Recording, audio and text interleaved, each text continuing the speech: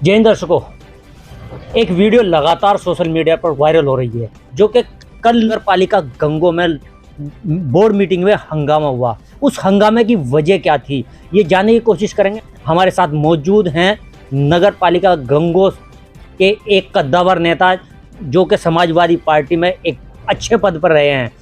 Sir, क्या कहेंगे आप इस हंगामा के बारे में?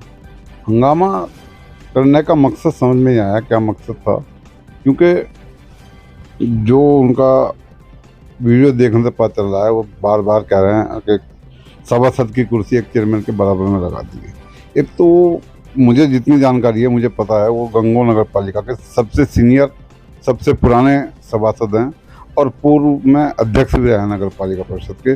उसके सीनियरिटी के हिसाब से उनको अगर सम्मान बराबर में कुर्सी लगा दी, मुझे लगता है विपक्ष को इसको मुद्दा ना बनाना चाहिए। अगर मुद्दा बनाना है तो अगर गलत इशू कोई वहाँ प्रस्ताव आ रहा है उसका विरोध करना चाहिए। खुल के बहिष्कार करेंगे तो वो तो सब पास हो जाएंगे। मुझे लगता है ये परिपक्वता है उन लोगों में जो नए सभासद जीत के आए, उनको जानकारी नहीं है। बोर्ड से बहिष्कार कर दिया और प्रस्ताव सब पास हो गया उनका। वो जानते ही नहीं अपने अधिकारों को, क्या अधिकार होना चाहिए। अभी एक विपक्ष के सभासद से मेरी बात हो रही थी, इंटरव्यू हो रहा था। उन्होंने ये आरोप लगाया कि जितने मुद्दे हम लोगों से विपक्ष से लिए थे उनका प्रस्ताव ही नहीं रखा गया। वो तो रखा जाएगा ही नहीं। जब आप बहिष्कार कर देंगे, बाहर निकल जाएंगे। आप अगर बोर्ड की मीटिंग में मौजूद रहेंगे तभी तो आपकी बात पर विचार किया जाएगा, तभी तो आपके जो आप प्रस्ताव देंगे उनको प्रस्ताव को बोर्ड में लाया जाएगा, तभी उनके ऊपर बहस होगी। आप बहस से ही बाहर चले गए तो क्यों होगा आपके विकास, आपके प्रस्ताव क्यों लाया जाएगा उनमें?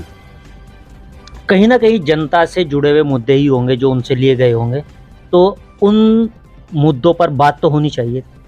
जो लोग मुद्दे दे रहे हैं और वो बहिष्कार कर रहे हैं, बाहर जा रहे हैं, अरे आप वहाँ रह के विरोध कीजिए ना। आप में हिम्मत है तो लड़ी लड़ाई अपने अधिकारों की।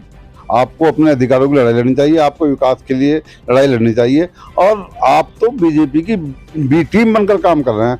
आप जब नगर पालिका में राष्ट्रीय लोकदल चुनाव लड़ रही थी, चुनाव में तो वो कहते थे नौमान मसूद बीजेपी की बी टीम है और वो बीजेपी से मिलकर चुनाव लड़ रहे हैं।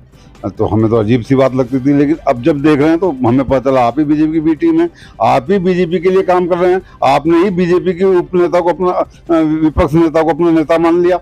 आप उन्हीं के नेतृत्व में काम कर रहे हैं। आप अपने दल के लिए अपने नेता चुन के उसके लिए वो लड़ाई आप लड़ रहे हैं ना।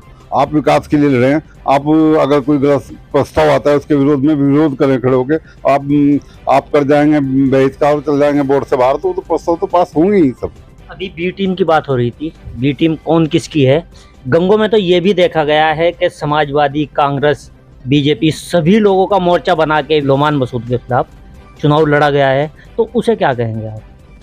वो पुरानी बातें हैं जो आप बता रहे हैं। अब के हालात ये थे, समाजवादी और राष्ट्रीय लोकदल और असपा का मिलकर गठबंधन था और उसके समाजवादी पार्टी कुछ नेताओं ने धन बल का प्रयोग कर कर यहाँ गंगो नगर में 10 वोट भी राष्ट्रीय लोकदल का जो आधार वोट बैंक है नहीं थे, और धन बल के आधार पर ये सीट राष्ट्रीय लोकदल को दे दी। तो उन लोगों को तो पहले ही, और बीजेपी के खिलाफ वोट मांग रहे थे आप, और आज आप चुनाव जीतने के बाद, आप सभासद बनने के बाद बीजेपी गोद में जाके बैठ गए।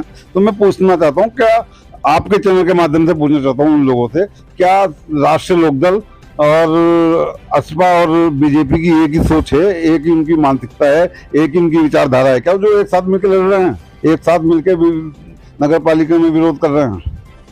क्या मैसेज देना चाहेंगे आप जनता से, क्या समझाना चाहेंगे? मैं जनता को बताना चाहता हूँ, जानना कौन लोग बीजेपी के लिए काम कर रहे थे और कौन लोग अब बीजेपी के लिए काम कर रहे हैं। जनता, गंगो की जनता उन पर ध्यान रखे और इंशाल्लाह हम लोग प्रयास करेंगे गंगो के विकास में कोई बाधा ना आए। अगर कोई बाधा डालना काम करेगा उससे लड़ाई लड़ना काम करेंगे और इंशाल्लाह गंगो का विकास निर्विरोध कराने काम करेंगे। क्या अभी भी आप समाजवादी पार्टी में ही हैं? मैं पक्का समाजवादी पार्टी में हूँ। जय समाजवाद, फिर आपके चैनल से मैं लाता हूँ जय समाजवाद, ऐसा नहीं है। मैं समाजवादी पार्टी में हूँ और यहाँ के हालात जो थे, जो समीकरण बन रहे थे, उसके में मेरे लिए कोई विकल्प नहीं था। मुझे यही कैंडिडेट ऐसे महसूस दे रहे थे, साजिया मलिक जी, नौमान मसूद की जो कैंडिडेट थी, अब यही बीजेपी को हराने काम करेगी। और अगर वोट कहीं और बांटना काम करते हैं, बीजेपी चेयरमैन बन जाती। ये थे हमारे साथ इरफान अलीम जी। बने रहिए हमारे साथ, किसी और हस्ती साहब की बात कराएंगे। हमें आज़ाद न्यूज़।